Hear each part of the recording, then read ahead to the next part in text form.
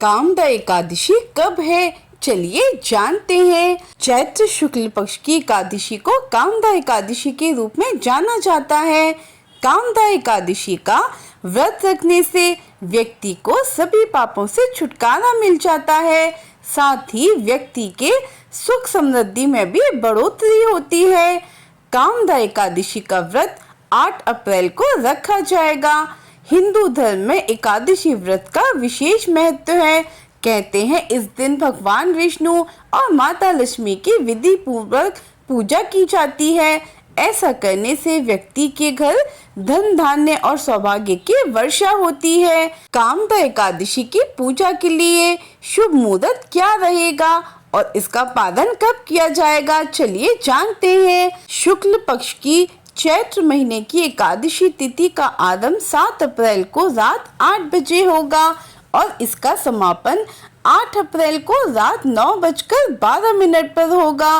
वहीं कामदा एकादशी का पालन 9 अप्रैल को किया जाएगा।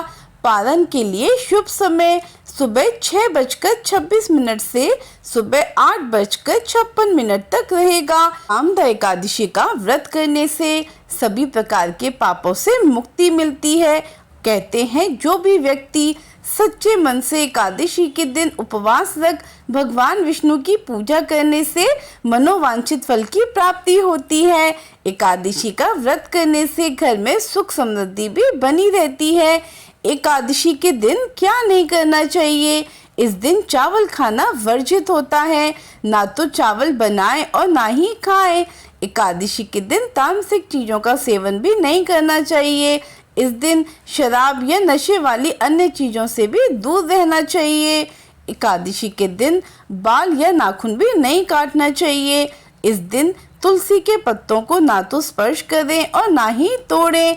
इस दिन किसी दूसरे को अपशब्द भी ना बोलें और बड़े बुजुर्गों का भी सम्मान करना चाहिए। तो चलिए कामदा एकादशी व्रत की कथा सुनते हैं। इस कथा का संबंध पुंडरीक से है। धर्मराज युधिष्ठिर ने भगवान कृष्ण से प्रार्थना की कि हे महाराज, अब मेरी चैत्र महीने की शुक्ल पक्ष की एकादशी के नाम, महात्म्य, पूजा विधान आदि के बारे में विस्तार से बताइए। तब भगवान कृष्ण ने कहा, हे राजन, यही प्रश्न एक बार दिलीप महाराज ने महर्षि वशिष्ठ से किया था। वही मैं आपको सुनाता हूँ। बहुत समय पहले की बात है। रत्नपुर नगर में अनेक ऐश्वर्यों से युक्त था। रत्नपुर नगर में अनेक अप्सरा, किन्नर और गंधर्व वास करते थे। उनमें ललित और ललिता नाम के पति पत्नी भी थे। पुंडरीक भोंगीपुर नगर में रहता है।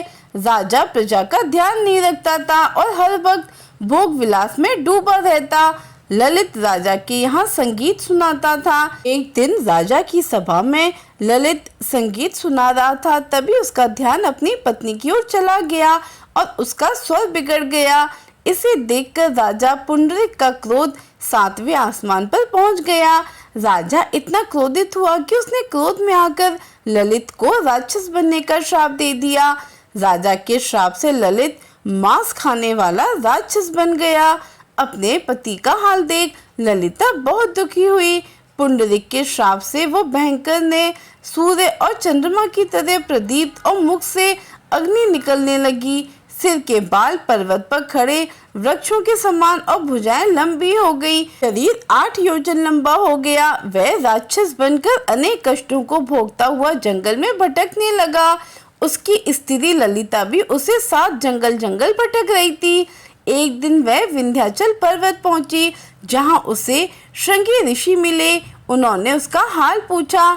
तब ललिता ने कहा कि मेरा नाम ललिता है और राजा पुंडरीक के शाप से मेरा पति विशालकाय राक्षस बन गया। उसने अपने पति के उद्धार का उपाय पुंडरीक से पूछा। ऋषि बोले, गंधर्व कन्या, अब कामदा एकादशी आने वाली है। अगर तू कामदा एकादशी का व्रत करके उसका पुण्य अपने पति को दे दे तो राजा का श्राप शांत हो जाएगा और तेरा पति ठीक हो जाएगा। इस प्रकार ललिता ने व्रत किया और उसके फल से उसका पति ठीक हो गया। वशिष्ठ मुनि ने आगे कहा, हे राजन, इस व्रत को विधि पूर्वक करने से समस्त पापों का नाश हो जाता है। संसार में इसके बराबर कोई व्रत नहीं है।